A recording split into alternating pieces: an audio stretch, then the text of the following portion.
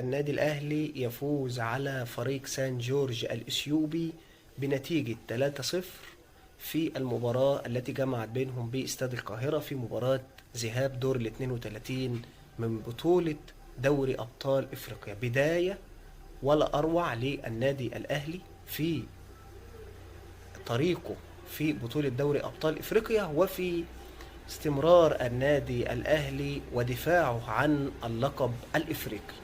مباراة طبعا شهدت تألق العديد من لاعيبة النادي الأهلي، مباراة طبعا ممتعة من العديد من لاعيبة النادي الأهلي. إمام عاشور تألق في أحداث المباراة وعمل مباراة كبيرة جدا، يمكن من وجهة نظري إمام عاشور من أفضل لاعبي المباراة. طبعا برضه في نص الملعب يأتي أليو ديانج، عمل مباراة كبيرة جدا في نص ملعب النادي الأهلي. لكن في المقبل الأهلي كان بيلعب على قد المباراة وعلى قد الفريق المنافس، وبأمانة فريق سان جورج الأثيوبي هو فريق متواضع جدا للنادي. نتيجة 3-0 هي نتيجة طبيعية جدا ما بين النادي الأهلي حامل لقب دوري أبطال إفريقيا والأكثر تتويجا في القارة السمراء بالبطولة الإفريقية، ونادي يعني صغير أو منافس ضعيف جدا ان هو يعني يكون منافس للنادي الاهلي في المباراه.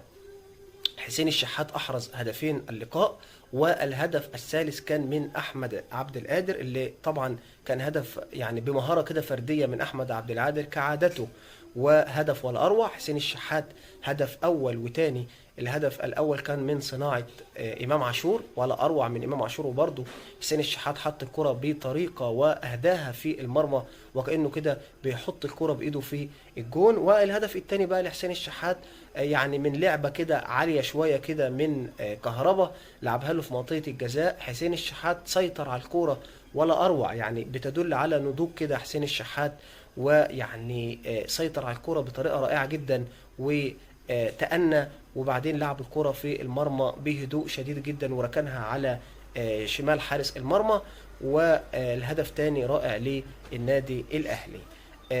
3-0 للنادي الأهلي. النادي الأهلي أضاع العديد من الفرص، زي ما قلنا إمام عاشور أضاع كرة في العارضة، وأيضا رامي ربيعة أضاع هدفين مؤكدين، من واحدة كده من قنبلة وشوطة قوية جدا تخبط برضو في القائم وترد، وايضا واحدة تانية كده من رامي ربيعة حطها بره الجون. كهربا اضاع طبعا اكتر من فرصة، وكرة برضو كهربا في القائم. يعني في المجمل النادي الاهلي اضاع اكتر من 5-6 جوان في هذه المباراة، وده شيء طبيعي جدا. لكن اطمنا من اداء لاعيبه النادي الاهلي وثبات لاعيبه النادي الاهلي، اطمنا على فريق النادي الاهلي. كولر اجرى كده في الاخر عديد من التغييرات، شفت كريستو شاط كوره ولا اروع، لو كانت راحت جون كانت هتبقى هدف عالمي.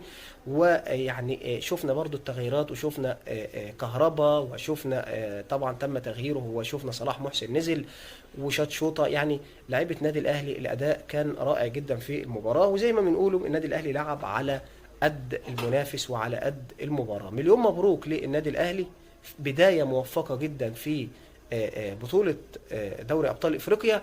وإن شاء الله بقى مباراة العودة هتبقى برضو موجودة في استاد القاهرة، لأن طبعا عارفين إن الاتحاد الإفريقي يعني ما وافقش لنادي سان جورج إن هو يلعب في إثيوبيا، مفيش ملاعب صالحة أو يعني متوافقة كده مع شروط الكاف والكلام ده كله، فهيلعب المباراة الثانية هنا في استاد القاهرة الدولي إن شاء الله. يعني النادي الأهلي بشكل كبير جدا إن النادي الأهلي يعني يفوز بمباراة العودة برضو، ويصعد بعد كده بقى نشوف النادي الاهلي في دوري المجموعات وينافس كالعاده على اللقب بعد كده. مليون مبروك للنادي الاهلي النهارده، مليون مبروك حسين الشحات تألق، ومليون مبروك لاحمد عبد القادر الهدف الرائع. ان شاء الله مزيد من الفوز ومزيد من التألق دايما للاعيبه النادي الاهلي. وكولر ايضا مع النادي الاهلي، بعد طبعا ما عرفنا ان كولر جاله كده زي تدريب او عرض من نادي الشباب السعودي ونادي الهلال السعودي، طبعا بمبالغ كبيره جدا اكتر من 8 مليون دولار في العام، ارقام كبيره جدا عن اللي بيتقاضاها في النادي الاهلي. لكن شفنا كولر ما قالكش انا عندي طموح او ان انا نفسي اروح ادرب في السعوديه، بالعكس تماما، هو ليه خطه وليه سياسه وليه سيستم ماشي عليه، وليه طموح بقى مع مين؟ مع النادي الاهلي بطل القاره الافريقيه ونادي القرن الافريقي.